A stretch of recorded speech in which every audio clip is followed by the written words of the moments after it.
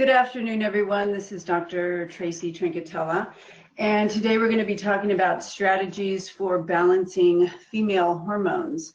And so what I really wanted to highlight is that it really involves more than just looking at sex hormones. We have to look at the whole endocrine system and evaluate one's overall health in general. So we're going to talk about some basics when it comes to that. This is me. I've been a naturopathic doctor for about 20 years. I am co-founder of Integrative Medicine Academy with Dr. Kurt Wohler. And the focus of my practice over the years has been a lot of women's health issues, adrenal and thyroid issues, autoimmune disorders, and a lot of gastrointestinal disorders. So that has been the focus of my practice over the past 20 years.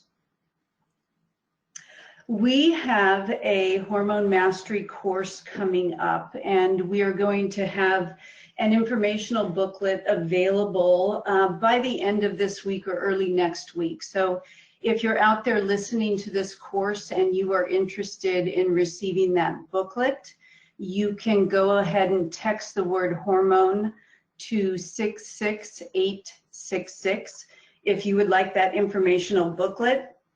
And I will show this again at the end of the lecture in case you didn't catch it or you're more interested at the end of the lecture than you are at this point in texting that hormone to 66866 to get a copy of that booklet. All right, so today we are going to be talking about taking and or providing a thorough menstrual history. So if you're practitioners out there, obviously it's getting a good menstrual history. If you are just somebody who is interested in strategies for balancing hormones and you have a health practitioner you're working with, I want you to think about this in terms of the kind of information that your practitioner needs from you in order to get a really good, thorough evaluation of where you stand hormonally. We're going to talk about symptoms of deficiency and excess of sex hormones, different types of hormone testing, additional labs that we would do, evaluating the HPA axis and thyroid function, options for treatment, and putting it all together in the end. All right, so the first part is really important because we want to get a good, thorough menstrual history so that we can have a good understanding of how a person's symptoms relate to symptoms of excess and deficiency. And in order to do that, we have to really get a good history. So to start, an overview of a thorough menstrual history. So asking women when they first started their period. Some women start later, some women start very early. We want to know if their cycles have been regular or irregular throughout their menstruating life. We want to know the length of the cycle, how heavy the flow is, when they had their last menstrual period. And oftentimes people get confused with the length of the cycle. They'll usually tell me the duration of flow, but the length of the cycle is the length of the beginning of one cycle to the beginning of the next cycle. So like a 28-day cycle or a 30-day cycle would be considered the length of a cycle. You want to inquire about athletics. A lot of athletic women have irregular cycles due to the stress of a lot of sports and activities or very low body fat. So inquiring about athletics or a history of athletics. Doing an assessment of their body type. Are they short and petite? Are they tall and lean? You want to get that idea. You want to get a good idea about that because tall and lean women tend to have lower estrogen levels or lower hormone levels in general. So just doing a quick assessment of body type, just a visual assessment is really all you need. If there's a history of oral contraceptives, any history of PMS symptoms, any hormone-driven conditions like fibrocystic breasts or endometriosis, fibroids, any of those could be considered hormone-driven conditions. What is the family history of other women in the family? Is there a time of the cycle when a woman feels her best? Oftentimes women who have a history of low estrogen will typically feel their best during the second week of their cycle because that's when estrogen is starting to rise prior to ovulation. So getting a sense of where they feel best in their cycle can give you a good idea of what's going on hormonally and what those conditions might be that lead to them feeling better. Are there any concurrent symptoms that happen at certain phases throughout their cycle? Do they get certain, is there a time when they get migraine headaches or other symptoms associated with their cycle? And oftentimes it's hard to know that unless a woman is tracking those symptoms for a few cycles to see if there's a relationship between certain events within the cycle and the symptoms that they're experiencing. So keeping a journal can be helpful there. Is there any history of surgeries or other diagnostics that have been done? Do they get regular PAPs? Have they had a hysterectomy or an oophorectomy where they have had the ovaries removed? And if so, why did that happen? What were their pregnancies like, and what are there certain lifestyle factors that contribute to their health condition? So when it comes to cycle length and frequency, again, as I mentioned, we're trying to assess the length of the whole cycle. Some women have very extended cycles that go out 45, 60 days, or they have very irregular menses where they may not have a cycle for 3 months. Some women have 2 cycles in a month. So making that assessment is very important because it gives you some sense of what's going on hormonally. If women are having 2 cycles a month, they're likely having anovulatory cycles. There's no progesterone around, but they have an excess of estrogen. And so they have a heavy endometrium that needs to bleed off more frequently. How long does the menses last, and what is the amount of flow? The normal would be a pad or a tampon every 3 to 6 hours. We want to know if there's any interruptions in their regular cycles related to illness, weight loss, athletics, nutritional status, or stress. And we want to know when the last menstrual period was or when the age of menopause was. Lifestyle factors are really important because they do have a major influence over ovarian function and the onset of menopause. So assessing diet, exercise, the quality of their sleep, how they evaluate their perception of stress, work, what kind of work they do. Is it a high stress job? Do they have certain exposures? Ask them about alcohol consumption. Do they smoke? What medications are they on, and what supplements are they currently taking? We know that there are certain medications that can have an influence over ovarian function. So I always, whenever I have a new patient, I try to research what medications they're taking and see if they are somehow at all related to some of the symptoms they might be experiencing, whether they're related to hormones or not. Oftentimes the side effects of medications can be overlooked, and they come in with a whole list of complaints that some of them may be actually due to medications that they're taking. So it's very important for us to research medications that our patients are taking so that we know if we're dealing with an organic illness or are we dealing with side effects of a medication. All right, so understanding symptoms of excess and deficiency, it's all relative. So, you know, estrogen excess can be relative to the amount of progesterone that is around. So it doesn't necessarily mean that people have excess estrogen when we talk about estrogen excess symptoms. It may just mean that their symptoms are associated with high estrogen relative to progesterone. So it is all relative.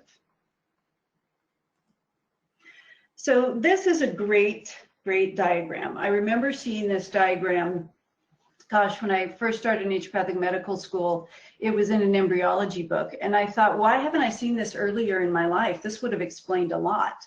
And I love this diagram because it shows everything that is happening during a menstrual cycle. It shows what's going on within the ovary. It shows what's going on with body temperature, the pituitary hormones of luteinizing hormone and follicle stimulating hormone. It shows the rise and fall of estrogen throughout the cycle and progesterone. And then it shows the effect on the uterus, the endometrium. So it's a great diagram to refer to have a good understanding of what normal is supposed to look like. So I really carry this vision in my head of what a normal cycle is supposed to look like when I am taking a good history from my patients. So you want to correlate a clinical history with symptoms of hormone excess and deficiency. What does that history reveal? You have to have a good knowledge of symptoms of excess and deficiency of estrogen, progesterone, and testosterone. So as you're taking a history from a patient, or as you're providing one, if you are visiting a health professional, you want to categorize some of those symptoms as excess and deficiency. And in the end, what are your overall impressions? Are they dominant or deficient in certain sex hormones? What is your impression? Are there dietary and lifestyle factors that you can address immediately while you're waiting for test results? Address those modifiable stressors and consider appropriate additional lab evaluations. So as you're gathering a history, you're thinking about, okay, what are my overall impressions, and what kind of testing do I want to do to get the information that I need to get a thorough evaluation of this patient. You also want to consider potential detoxification, nutritional support, and lifestyle modification that you can implement while you're gathering some more objective data. And then again, thinking of what type of testing is going to give you the information that you need. So signs and symptoms of estrogen deficiency. You know, this is a long list, and so I'm not going to go over everything here. And what I feel is most important is just to have a general understanding of what these symptoms of excess and deficiency look like. And so I basically just have handouts and questionnaires that I share with my patients so that they can do an assessment, because they may not know that the symptoms they're experiencing are due to hormonal excess or deficiency. So you almost have to really just ask them straight out by providing a good questionnaire or lists of symptoms and asking them to circle the ones that seem prevalent or relevant to them, so that you can get a good understanding of where they fall on that spectrum of deficiency or excess. Typical estrogen deficiency symptoms, the one that we're most familiar with, like hot flashes and night sweats. There's a lot of mental, emotional symptoms that can come from falling estrogen. Sleep disorders can often be related to estrogen deficiency. A change in our body type, breast fullness, that can change due to estrogen deficiency. We can also have some gastrointestinal symptoms as well, like bloating. Headaches and migraines can be a common presentation of estrogen deficiency. They can also be a common presentation of estrogen excess. So again, a lot of these symptoms can be relative to other hormones. Typical symptoms of estrogen excess, I think a lot of women are familiar with this, particularly if they are premenopausal. And this can usually occur right before menses. Breast tenderness and swelling, the feeling of water retention or bloating, because estrogen draws in a lot of fluid. We can assess our moodiness. I mean, certainly people start to feel a little bit of impatience and snappy behavior. There can be pelvic cramping, nausea, heavy menses, and some of these hormone-associated conditions like fibroids, endometriosis, fibrocystic breasts, and again, headaches. Also, a history of cancer or any kind of estrogen-based cancer, endometrial cancer, uterine or ovarian or breast cancer. So very important to assess for those as well. High estrogen levels can also be associated with infertility. So any woman who has had issues with trying to get pregnant or conceive, looking at her hormone levels obviously is going to be really important in trying to assess for estrogen excess. Symptoms of progesterone deficiency, there's a lot of crossover with symptoms of estrogen excess. So you may see irregular cycles, or you may see complete absence of a menstrual cycle, heavy and frequent periods that can also be associated with estrogen excess. So, you know, I think this is probably one of the most common presentations that we will see in premenopausal women is low progesterone and a relative estrogen excess. And that can come about for a lot of reasons. A lot of it can be due to thyroid and adrenal dysfunction that is sort of siphoning off progesterone to cortisol. So there can be a number of reasons for progesterone deficiency, but I think this is probably one of the most common presentations that we will see, and it is often referred to in premenopausal women as luteal phase deficit. So other common symptoms would include fibrocystic breasts, painful breasts, endometriosis, adenomyosis, and fibroids, a sense of anxiety and irritability, particularly right before menses, and water retention, which is also associated with estrogen excess. So progesterone has kind of a natural diuretic effect. So if women tend to have a lot of swelling before menses, you want to think of progesterone deficiency. And signs of progesterone excess. So we don't see this a lot, but it definitely can happen. I think it happens more often when women are over-supplementing with progesterone. And so you want to look for those symptoms of progesterone excess, like this drowsiness or even insomnia. And so there's a daytime drowsiness that can occur with progesterone excess, or an insomnia at night. And it may be that too much progesterone is converting to cortisol and it's keeping them awake at night. So you could get this daytime drowsiness and this nighttime insomnia.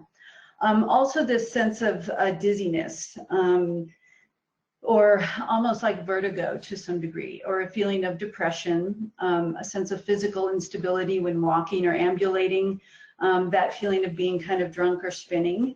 A heaviness of the extremities, daytime fatigue, nausea, even hives have occurred in women with progesterone excess. And the opposite of having the diuretic effect, women can experience fluid retention with progesterone. So with all the hormones, there's kind of like this, this sweet spot where symptoms of excess and deficiency can be very similar with the same hormones. So there is an optimal dosage or level of hormone in the system that if you get too much or too little, you can often present with some very similar symptoms. And so it can be very confusing, and that's where testing comes in. So, for a lot of women who have experienced pregnancy, that early in a pregnancy, you experience a lot of symptoms similar to this: the nausea, the dizziness, and feeling extremely tired.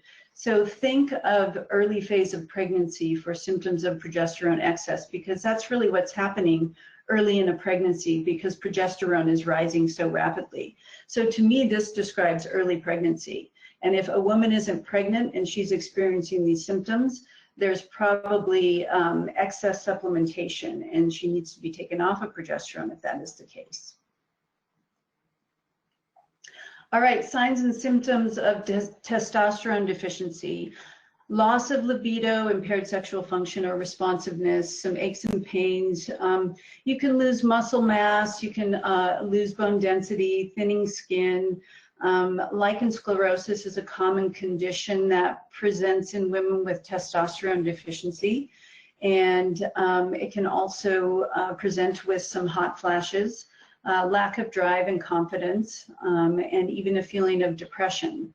So testosterone deficiency can mostly present itself in postmenopausal women after progesterone and estrogen have dropped off pretty sharply. Testosterone can tend to maintain itself pretty well, but as women get further and further into menopause, you will definitely see a drop in testosterone.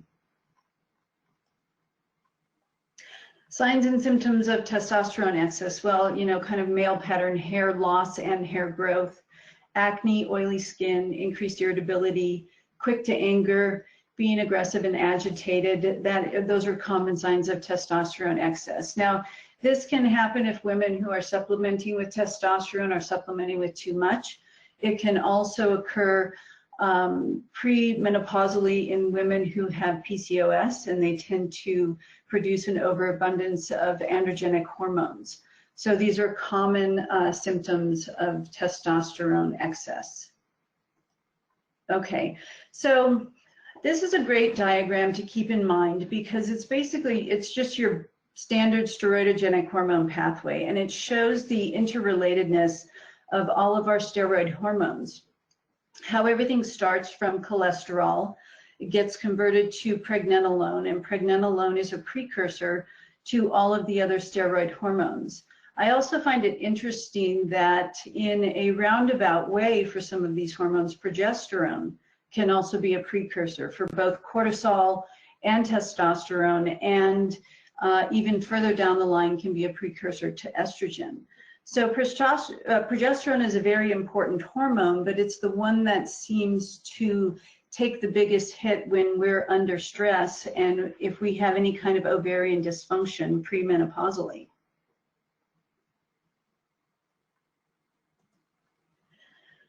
All right, so that is part of taking a good history and having a good understanding of symptoms of excess and deficiency of hormones. And for practitioners out there, I think it's a good idea to have checklists for your patients when you're doing an assessment and evaluation of what's going on with their hormones. And as you're working with them, if you have them fill this questionnaire out every time they come in, it gives you a good, almost objective evaluation of their subjective view of their problems. So if you do a questionnaire and have them fill it out every time, it helps to remind them if they're making progress. I think a lot of times patients forget where they came from and only think about where they need to go. And so they have a hard time evaluating if some of their symptoms are improving because they get focused on what's not better yet. So when you do hormone questionnaires and have them fill it out every time they come in, you can do a better assessment of what's improving and share that with them, because then they know that they're making progress, even though they may still have a ways to go. So the other way that we evaluate hormones is through some testing. So we have a number of ways of testing and a number of mediums that we can test through. But when it comes to testing, I really like to focus on the whole endocrine system to get a good picture of what's going on. It's not just about the sex hormones. It's not just about estrogen, progesterone, and testosterone.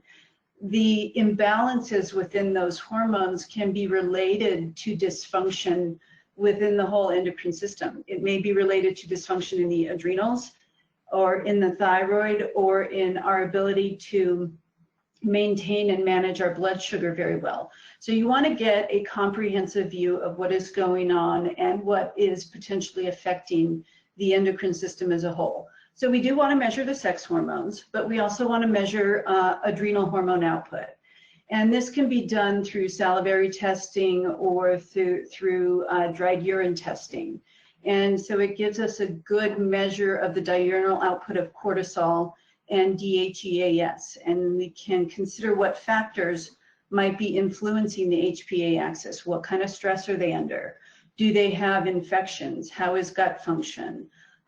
What are their sleep cycles like? Do they have good blood sugar management? So that's all part of taking a good history and doing other assessments. Thyroid hormone output. We want to measure TSH, free T3, free T4, antithyroglobulin antibodies and anti-TPO antibodies, as well as reverse T3. We also want to consider in the course of our history taking what are the factors that influence thyroid function. Do they eat gluten? Do they eat a lot of soy foods or goitrogenic foods like the broccoli and cauliflower? What is their stress? What are their cortisol levels? So again, going back to testing adrenal hormones. Do they have exposure to certain toxins, heavy metals? Do they have certain nutrient deficiencies that would not allow for their thyroid to function optimally? And then blood sugar management. This is very important because we want to look at fasting glucose, hemoglobin A1C, which is a record, a 2-month record of how well glucose has been managed. And we also want to look at fasting insulin. We want to consider those factors that influence blood sugar, like diet, stress, exercise, sleep. So again, going back to getting a really good history.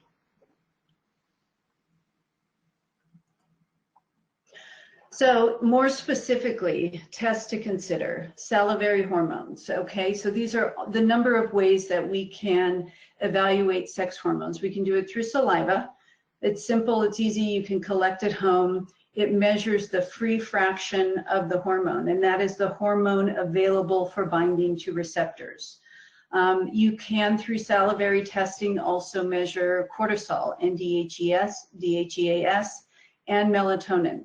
I like doing a melatonin measurement because if my patients have some sleep issues and they end up having like a high nighttime cortisol and a low nighttime melatonin, that's a good point to jump in and start working with them on improving their sleep and thereby improving their overall health. You can do dried blood spot testing, which is great. It's capillary blood, so it's a good measurement of the hormones. There's a good correlation between dried blood spot and serum testing. The reference ranges are pretty good. I find it to be a very useful way of testing hormones.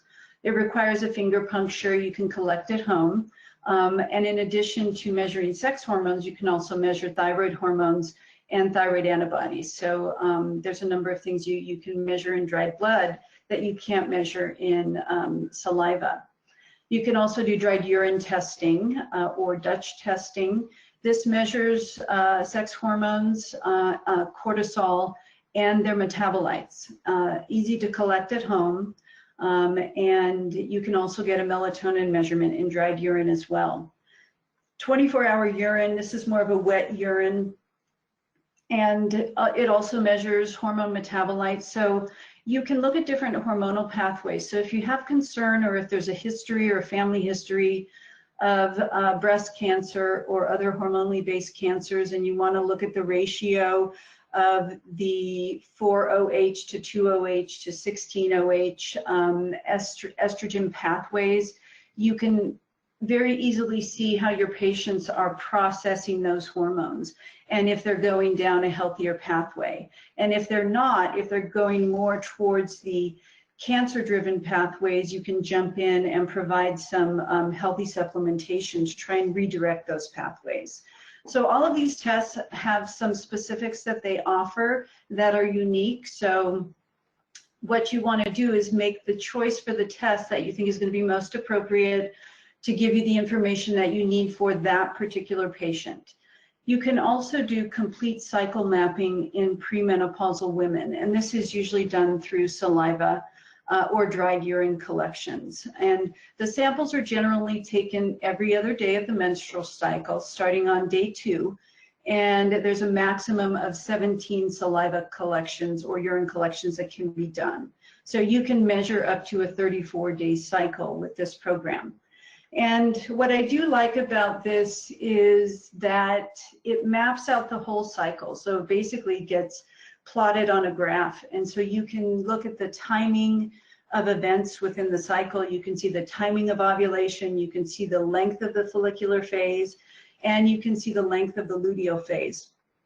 It also gives you a good idea of where ovulation is occurring and if you're getting a good progesterone response after ovulation, and if that progesterone is consistent throughout the luteal phase of the cycle. So some women will have a good progesterone response, but their progesterone drops off too early, so they'll have a shortened cycle. So all of this can be revealed in a very nice way by doing a complete mapping of a menstrual cycle. And then there's serum testing. So serum testing is fine as an initial screening tool. The reference ranges are pretty refined. They have reference ranges for the different phases of the cycle. So you can very easily send somebody out for blood work. The nice thing is you can likely get it covered by insurance if they have a good insurance plan. You can measure other hormones like luteinizing hormone and follicle stimulating hormone, prolactin, sex hormone binding globulin. These are other markers that show some kind of influence within the endocrine system. So if you're trying to get a broader assessment of what is going on within the HPO axis, you can certainly get a lot of other markers in doing serum testing. And of course, you can do thyroid panel as well. So those are the mediums by which you can test sex hormones, and you have to choose the one that is most appropriate for your patient, depending on the type of information that you're looking for. So this is a very useful tool. This is from ZRT Labs, and it tells us which testing is appropriate, especially if women are supplementing with hormones, because it gets really tricky to measure hormones when we start to use exogenous hormones. There's a lot of variables that can influence the outcome of the test. One is the medium that we're testing, and the other is the mode of delivery of those hormones. So this table here says it all. It tells you which tests are appropriate depending on the type of hormones that you're supplementing with. If you're doing an oral version of hormones, which tests would be appropriate? Topical steroids, which testing is appropriate? Vaginal, troches or sublinguals, pellets, or IM steroids. So some testing is not appropriate. You know, as a good example of that, when you do a troche, which is like a little lozenge that you get transbuccal absorption, where you put it between your gum and your cheek, and you allow for those hormones to absorb in those blood vessels so near to the surface, you're bypassing the digestive system for the most part. Anything that you put into your mouth, you're probably going to swallow, you know, a good 40 to 50% of it. So about half of it is more sublingual or transbuccal.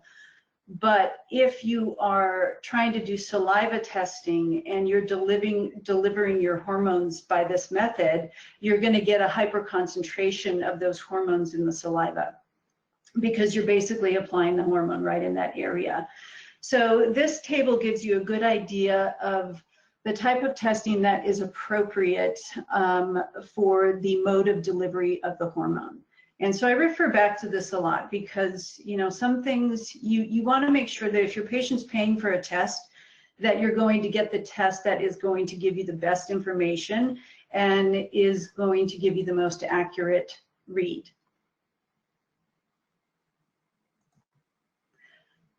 All right, so additional testing to consider, you know, a functional medicine approach. So as I was saying in the beginning, when we're looking at sex hormones, we're not just looking at those end-line hormones and trying to treat them. We're trying to treat the condition and underlying factors that may have led to hormonal imbalances. So it's very important to do a full functional medicine assessment of your patient, starting with a complete thyroid profile. We know that thyroid dysfunction has a strong association with menstrual disorders, infertility, and miscarriage. The thyroid influences ovarian timing and hormone output. So if we have problems with the woman's cycle, we need to look further up and look at thyroid function. We want to do a lipid profile. We want to make sure that our patient has adequate cholesterol necessary for the production of all the steroid hormones. You know, as part of a lot of what Great Plains talks about and some of the product that they have available through New Beginnings, which is the sonic cholesterol, we focus so much on high cholesterol that we don't really think about cholesterol potentially being too low. And it's definitely a problem, not only for sex hormone production, but for mental health and preventing certain cancers. So very, very important to look at cholesterol. And also assessing glycemic control. And as I had mentioned before, glucose, hemoglobin A1C, and fasting insulin. I find that a lot of docs overlook doing a fasting insulin, which I think is it's a major piece of the puzzle. Somebody may have a normal glucose and a somewhat normal hemoglobin A1C, but if their fasting insulin is elevated or beyond what is considered optimal, which is below 10, it's telling us that their body is having to work really hard to keep that glucose within a normal range. And they're having to put out a lot of insulin in order to do that. And so it's not just the effect on the blood glucose, but elevated levels of insulin have an effect on ovarian function. A high insulin level can prematurely stop the development of a follicle, which can lead to anovulation. And so this is kind of setting the stage for a very common condition called PCOS. So this is also why PCOS is commonly treated with insulin-regulating drugs like metformin, because it helps to lower fasting insulin levels so it doesn't interfere with ovulation. So, you know, and dietary approaches as well, because fasting insulin doesn't get elevated if you're eating a really healthy diet for the most part. So elevated insulin levels are associated with ovarian dysfunction. We know that the ovaries have insulin receptors, so they're very responsive to insulin. And glucose regulation stresses the HPA axis through increased production of cortisol. So all of these things are not great for the whole system. Additional testing to consider. All right, so HPA axis testing, we talked about salivary testing or dried urine measurements of cortisol and DHEA. I think this is a very important component. When I'm assessing sex hormones, I look at the HPA axis and I do a full thyroid panel and I look at sex hormones minimally. Pituitary hormones. If somebody has a lot of dysfunction that's been going on for a while, you can look at the pituitary hormones, measuring luteinizing hormone and FSH and prolactin. These can all, the dysregulation of these pituitary hormones can suppress ovulation and suppress the ovarian cycle. Additional serum markers, sex hormone binding globulin. This is a protein produced by the liver, and as its name describes, it binds sex hormones, predominantly testosterone and estrogen.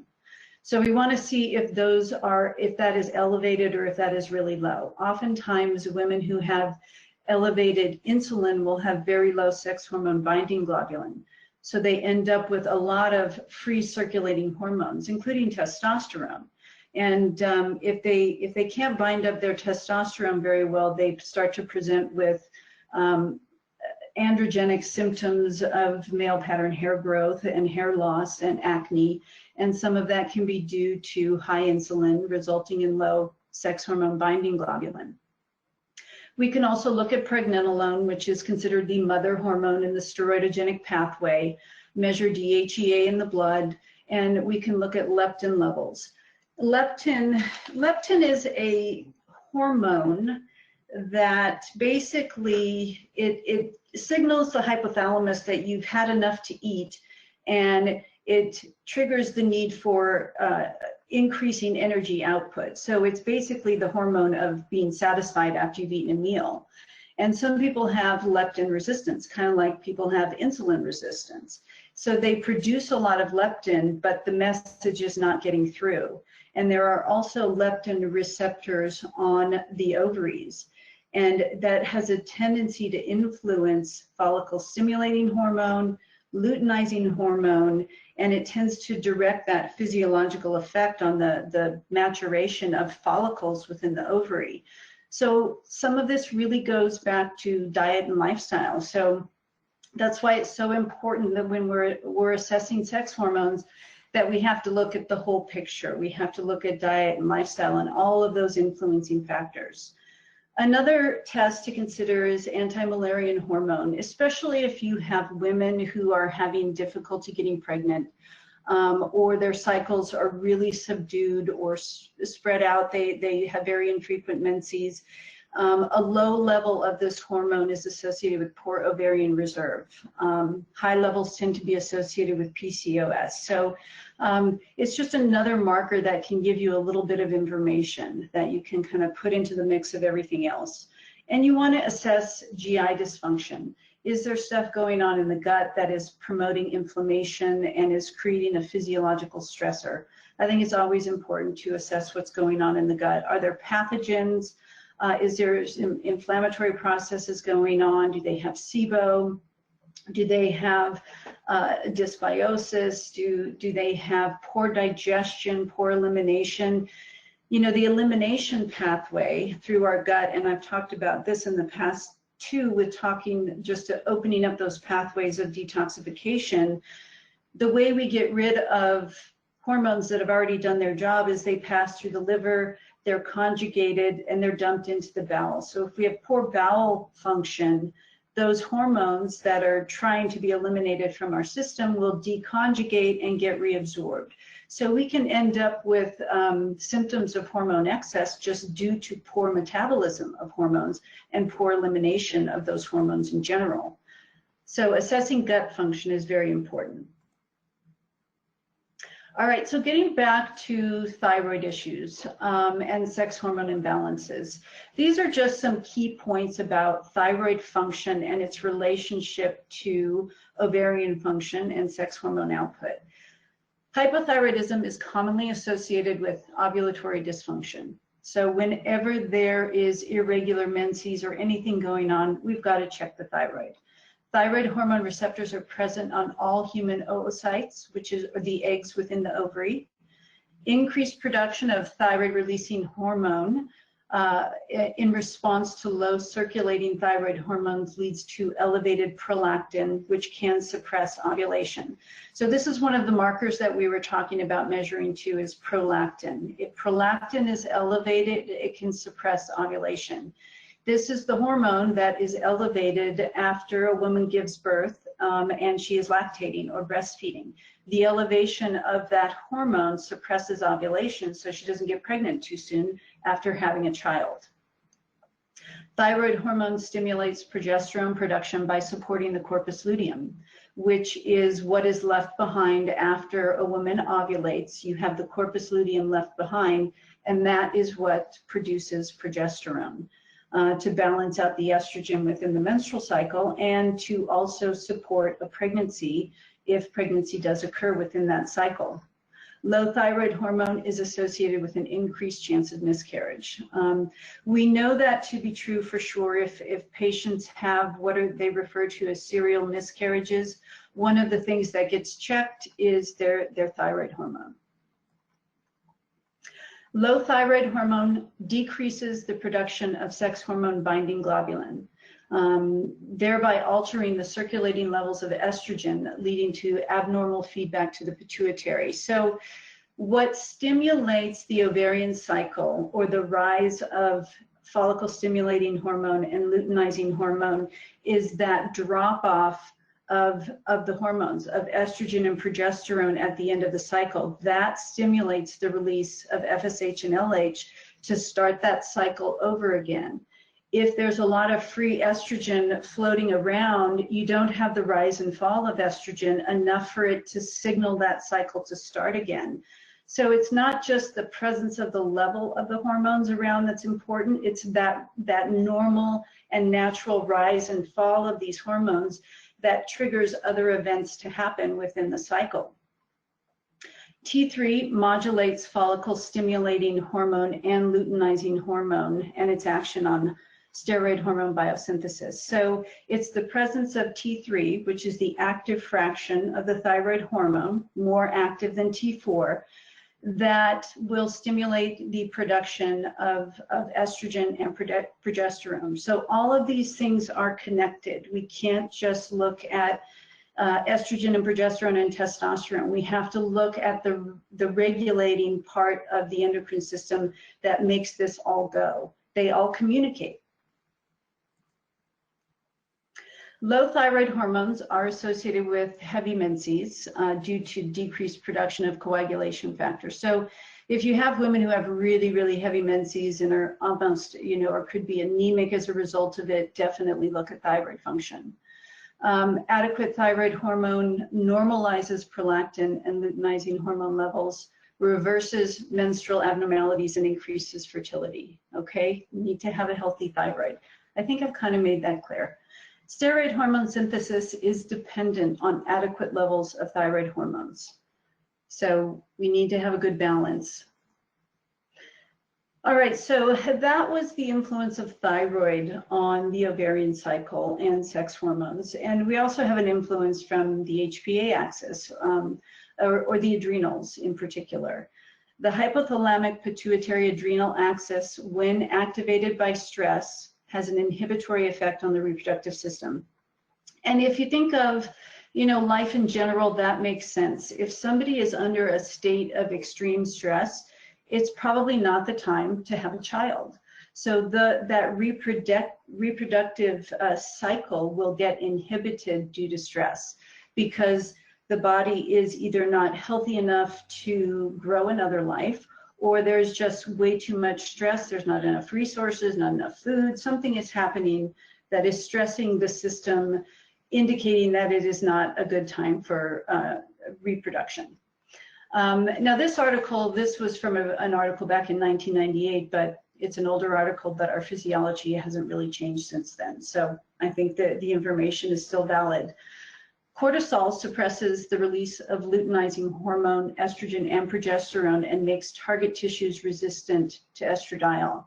So just the presence of cortisol in higher amounts can suppress the whole system. And if you're suppressing the release of luteinizing hormone, you're suppressing ovulation, because it's luteinizing hormone that stimulates ovulation, makes ovulation occur, and supports the corpus luteum so that it can produce progesterone. So if you don't have that around, it's not happening, you're not going to ovulate, or you're going to have a poor ovulatory response with poor progesterone output. The ovaries and the endometrium all have cortisol receptors. So again, it kind of goes back to, wow, our ovaries are really going to be connected to what's going on within the thyroid, and what's going on within the adrenals, and what's going on with insulin and leptin, because the ovaries have receptors for all of these hormones. So that's how they communicate. There's a condition called functional hypothalamic amenorrhea, and this occurs in response to an exaggerated and ongoing stress response stimulated by cortisol releasing hormone, with the result of excess cortisol suppressing the ovarian axis. So basically just suppresses the axis. And this can happen with ongoing stress. And it's really a functional problem. There's nothing wrong physiologically. It's because of stress or not eating enough. You'll often see this occur in girls who are athletes. They're training heavily, or they're dieting heavily, or they're losing weight. And so you will see functional hypothalamic amenorrhea occur, especially in teens and young women in their 20s, because of overtraining, a lot of stress, and not getting enough food. So this diagram has been around for a long time, and I really like how it's put together, because this is the chronic stress response in a nutshell. You can see over on the left in yellow, these are potential sources of stress, and they range from mental emotional sources of stress to more physiological stressors, trauma, infection, inflammation, exposure to heavy metals, chemicals, electromagnetic fields, all the way down to blood sugar management and mold exposure. All of these things are potential sources of stress, which stimulate the sympathetic nervous system, which eventually results in elevated cortisol levels, which can eventually result in an elevated cortisol to DHEA ratio, and resulting in poor energy production, loss of bone, fat accumulation around the waist, poor protein breakdown, salt and water retention. You also see some suppression of immune activity. And then at the very bottom here on the right, you see the clinical conditions of how this might manifest. And one of those main things that we can see is PMS. And there are other hormonal issues that can be related to this chronic stress response, like anovulation, changes in menstrual cycles. All of that can be traced back to an over-initiation of the chronic stress response without recovery. And here's the influence of basically HPA and HPT axis. So hypothalamic pituitary adrenal axis and hypothalamic pituitary thyroid axis. And really what I want to just highlight on here is towards the bottom here, you can see that elevated cortisol can have an effect on the conversion of T4 to T3, which is the more active fraction of the thyroid hormone. And what happens in the presence of elevated cortisol due to stressors is that instead of making the T3 that you want, you make reverse T3. So when you're doing blood testing and you're looking at the thyroid, you want to measure reverse T3, because you don't know what fraction of the T3 that you're measuring is reverse T3. So you have to differentiate the two measurements to know what fraction of T3 is reverse T3. So it's important to get that assessment because it will all look normal on a thyroid panel unless you measure specifically for that marker, because reverse T3 inhibits, it's a competitive inhibitor of T3 and it has no activity. So it looks the same, but it doesn't act the same. Okay, so now that you've done a good assessment, you know, you've taken a good history, you've chosen the kind of test that you want to do, you want to probe a little bit more about some of the dietary and lifestyle factors that are influencing your patient's overall health and their hormonal imbalances. So assessing diet. I think most of us know at this point what a good balanced diet is, but you want to assess the percentage of carbs, fats, and proteins in the diet. There's any number of diets out there that people are following, but usually if there's hormonal imbalances going on, there's likely an overconsumption of carbs. If you're going towards the direction of like a PCOS kind of presentation, or an under consumption of carbs if they're going more towards functional hypothalamic amenorrhea. So getting a good assessment of macronutrients, looking to make sure that they're getting good, high quality whole foods and that their blood sugar is supported well throughout the day. Are they getting enough protein and fats? Are they eating enough throughout the day? Are they stressing their system by, you know, going for hours without eating and they're having blood sugar dysregulation as a result? You want to assess the quality and the quantity of their sleep and talk about perhaps some sleep hygiene methods. You know, what are they doing in the hours before they go to bed at night? You want to address what's going on with the adrenals and melatonin and cortisol levels throughout the day and in the evening. You want to inquire about exercise. Regular exercise 4 to 5 times per week for 30 to 60 minutes is great. Consistency over intensity is most important. Exercise helps to regulate blood sugar and insulin. It's great for stress management and supports health in general. Stress management, this is a big one because some people really don't know when they're stressed because they live in a state of stress.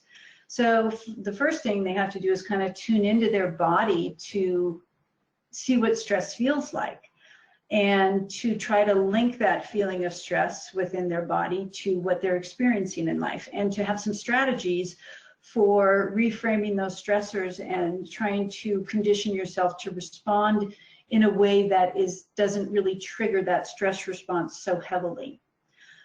You also want to address underlying health issues. Again, gut dysfunction.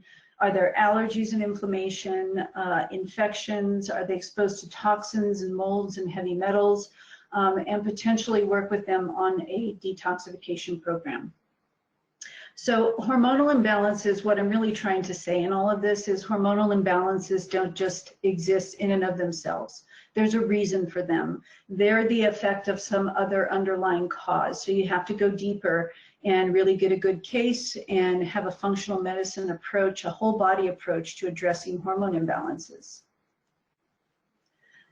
So in addressing thyroid issues, again, you want to screen for autoimmunity. And I think this is important because oftentimes it's overlooked because they don't run thyroid antibodies, is the thyroid markers might look relatively normal, but they may have elevated antibodies, either anti-TPO or thyroglobulin antibodies. So that kind of gives you an idea that there's maybe some underlying instability there and may point you in the direction of potentially looking for infections or food allergies, encouraging your patients to get gluten out of their diet or reduce excess goitrogenic foods, and making sure that they're doing things to potentially bring those antibodies down, because eventually the elevated antibodies, if you can't get them to come down, you might start to see a change in the thyroid markers like TSH and free T3 and free T4. But it might take a while before they get to that point where you're able to see changes on the lab. So if you do see elevated antibodies, you want to get on that right away and try and get those antibodies down so they don't transition into an overt hypothyroidism. when it comes to supplementing for supporting the thyroid, things that you can do are natural thyroid hormone. Natural thyroid hormone replacement consists of basically T3 and T4. They are basically glandular products like Armor or Naturothroid, and this is usually my go-to if somebody has overt hypothyroidism and I want to supplement to try to get their thyroid to normalize. It doesn't mean I'm not going to do all of these other things by working on lifestyle factors, because if they're really overtly symptomatic of low thyroid, I'm going to try and jump in and replace those hormones if those hormones are low. To me, I consider it as a part of hormone replacement therapy.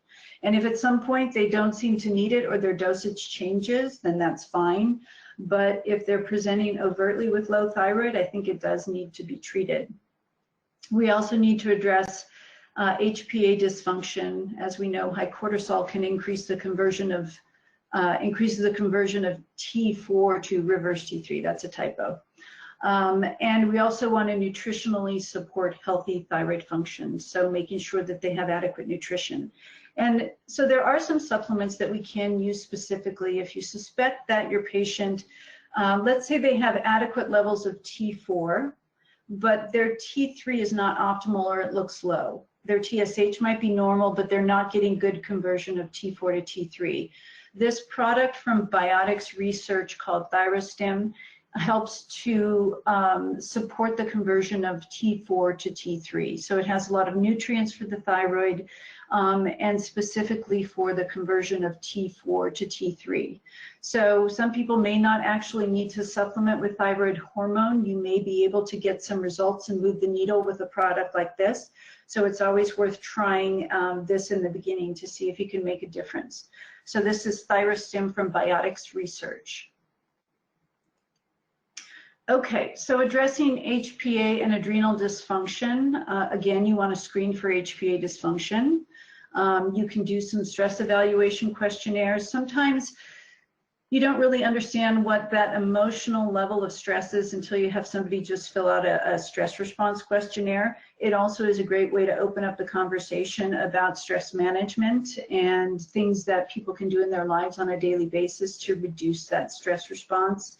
And you want to support a healthy HPA axis through sleep, diet, exercise, stress management, and appropriate supplemental support.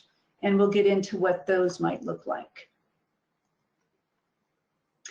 This is a product from Integrative Therapeutics called HPA Adapt, and it's basically adaptogenic herbs. And what adaptogenic herbs do, if somebody is in a heightened state of stress or they have high cortisol levels on their salivary adrenal stress profile, it's almost like their foot is always on the gas. They never really relax. And so what an adaptogenic herbal formula does is it helps to reduce the input into the system. It kind of turns down the volume so that the system can regulate better and not always be in a constant state of stress. So you're basically just trying to turn the volume down so the system can recalibrate and be more normal.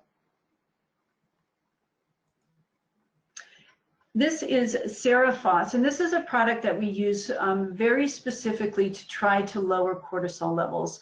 I use it primarily if I see that people have elevated nighttime cortisol levels and it's interfering with their sleep. So that's where I generally jump in using something like Serratos, because it can really lower that cortisol level. Because when it comes to rest and recovery and normalizing the HPA axis, sleep is a huge component of that. If you can't get people to sleep well, it's really hard to recover that HPA axis. And so sleep is really important. So if they have an elevated nighttime cortisol, using something like Serratos to bring down that cortisol to optimize their sleep is very useful. If they have elevated cortisols throughout the day, I'm usually going to probe a little further to see why. Do they have infections or allergies? Are they particularly stressed at that point during the day? Are they having issues with low blood sugar? So I don't want to just artificially suppress cortisol if there's a reason why it's elevated. I try to get to the bottom of it and address it from that standpoint. But if I do see an elevated nighttime cortisol, I will try to lower it just so I can get people to sleep better, because rest and recovery is so important. This is a product from Biomatrix called Support Adrenals. I've used this product for a number of years. What I like about it is that it has nutritional support for the adrenals, and it also contains a little bit of DHEA and pregnenolone. And so you can get a little bit of those precursor hormones to support cortisol production and to balance cortisol. So it can be very useful for people who just need an overall basic nutritional support with a little bit of hormonal support along with it. And the dosage for that is 2 capsules with breakfast and 2 with lunch. You don't want to take it too late in the day because all the B vitamins and the pregnenolone can be a little bit stimulating. So you don't want to really take it before bed. I also use just the liquid pregnenolone. 1 drop of oral micronized pregnenolone is about 1.2 milligrams. And so you hold this under your tongue to get absorption into those large sublingual blood vessels, so bypasses the digestive tract. What I like about using the drops is if you're trying to supplement with some of these precursor hormones to support the HPA axis, is that you can increase or decrease the dosage in small increments. A typical dosage for pregnenolone, might be anywhere between 8 and 12 drops, 2 to 3 times a day. So this is the precursor hormone to all of the other steroid hormones. So you're basically feeding those pathways to support hormone production overall. And DHEA is the same dosage, 1.2 milligrams. I use a lot less of this. I may use 2 drops in women 2 to 3 times a day. I try to keep the dosages low because women can be more sensitive to DHEA. If they tend to androgenize it more easily, their skin may get oily. So if that happens, you have to back off a little bit. But it helps to, the presence of DHEA helps to balance out the effect of cortisol. So you want to make sure you have a good ratio of cortisol to DHEA. So that's where DHEA comes in. It also is a precursor hormone to both estrogen and testosterone. So it's very good for both men and women who are in later life, women who are in menopause, or men who are older and their testosterone levels are starting to drop off. The use of DHEA can be very helpful. And then there's always the use of just bioidentical hormone replacement therapy through a compounding pharmacy. Rebalancing hormones can take time, so it's important to continue working on diet and lifestyle, nutritional status, working on the adrenals and the thyroid, and implementing some herbal and bioidentical hormone therapy for symptomatic relief. Use of herbs and BHRT may be ongoing for women who are in perimenopause and menopause. Perimenopause can be 10 years long for some women. And it changes a lot. It's probably the most difficult phase to manage when it comes to hormone imbalances, because they're going up and down a lot before they get into menopause, where everything just sort of bottoms out. It's a lot easier to manage hormones in menopause than in perimenopause. If women in menopause are going to use BHRT, it's best started within the first 5 years of menopause, because they'll derive the greatest benefits for bone and cardiovascular health. You want to get to know your local compounding pharmacist. This is for the practitioners out there, because they're a great resource of information on BHRT. They can give you a lot of information, a lot of education about dosing and usage and delivery. So they're a wealth of information. Get to know your local pharmacist and ask them questions. If you don't have anyone in your area, I like Women's International Pharmacy. They have a great website with a lot of really good information. They also have a monthly newsletter, which is really helpful. So if you don't have someone in your area, you can access other pharmacies. So stages of life for hormone imbalances. In premenopause, one of the most common issues that we see is luteal phase deficit, which is low progesterone relative to estrogen. And it often leads to PMS and symptoms of estrogen dominance. You can use botanical formulations that support healthy ovulation, progesterone output, and estrogen clearance to address those conditions. You also want to support healthy estrogen metabolism through liver and bowel function. In perimenopause, we see that cycles are changing due to decreased ovulatory response, anovulatory cycles, and imbalances between progesterone and estrogen.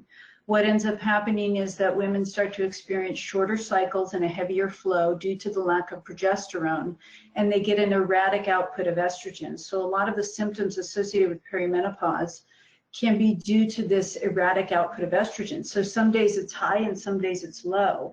So that really accounts for a lot of the symptoms, especially the emotional symptoms that women can experience in perimenopause. And in menopause, the cycles have stopped and both estrogen and progesterone are in decline. And due to those falling hormones, women experience many symptoms that can impact their quality of life. So support on all levels is necessary. So one thing that is available to women out there is from Biomatrix. They have something called Adapt. And this is a bioidentical estriol. Estriol is the least potent of the estrogens, but it can be useful for hot flashes and symptoms associated with estrogen deficiency. It's about 0.5 milligrams per drop. It's a topical oil, and it is basically in food grade oil products with a little vitamin E for preservatives. So this can be used if herbal products do not work. If somebody is experiencing symptoms of estrogen deficiency, it can be used premenopausally, perimenopausally, and postmenopausally in patients who have signs and symptoms of estrogen deficiency. And so this is just a product bulletin from Biomatrix 1 on the product itself. And then they also have a progesterone formula, and it's about 4 milligrams per drop. So if you are interested, those of you who are listening out there, I do have some practice information at the end of the presentation. If you would like a product dosage chart for these two products, for the Adapt and the ProAdapt, you can just contact our office and we can email you a dosage chart for these products if you're interested in trying them. And again, this is a product bulletin for ProAdapt. Okay, so for women who are really not interested in doing any kind of bioidentical hormones, we know that there's some great herbal products out there. And so I've just highlighted some of the products that are available through Vitanica. And I like Vitanica products a lot because they were developed by Tori Hudson, who's a naturopath here in Oregon, and she has been involved in women's health for 30 plus years. So she's developed a number of formulas which I really like, and I know that her products are going to be high quality herbal products.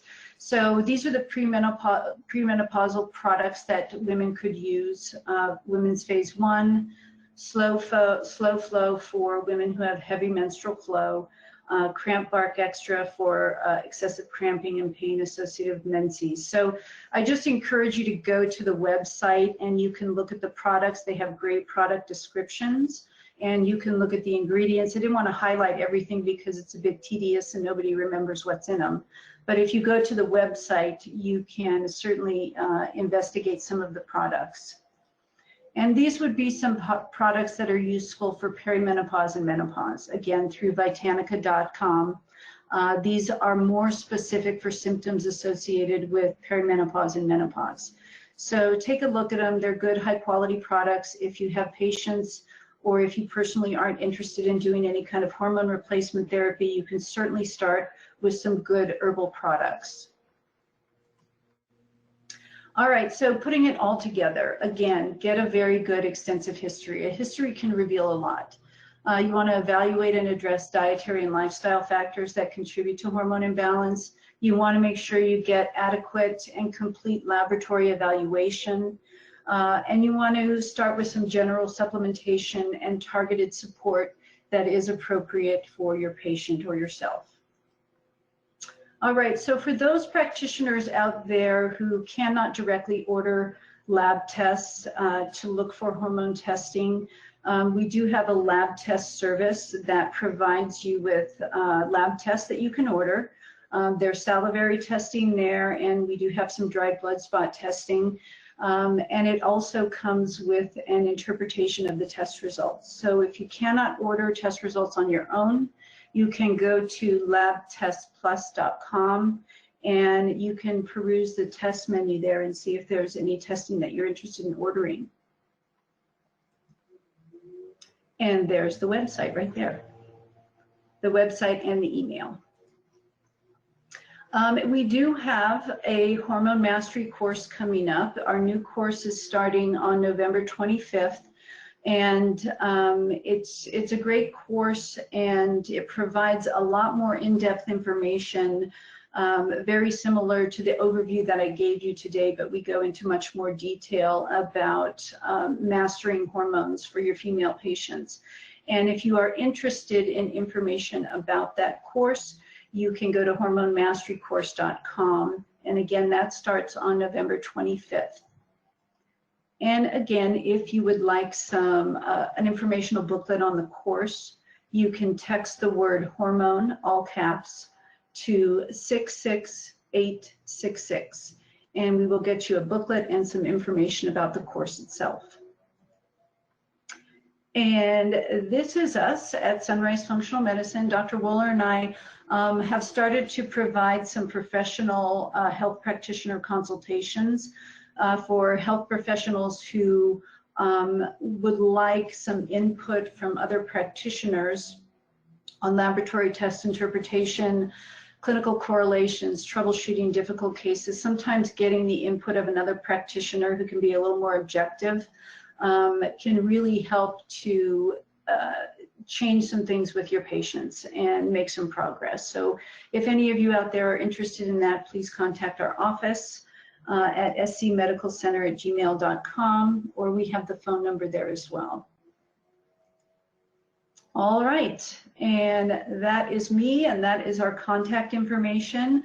Again, if you are interested in the dosing chart for the Adapt and the Adapt, you can contact the office, and our office manager, Lee, will email that out to you.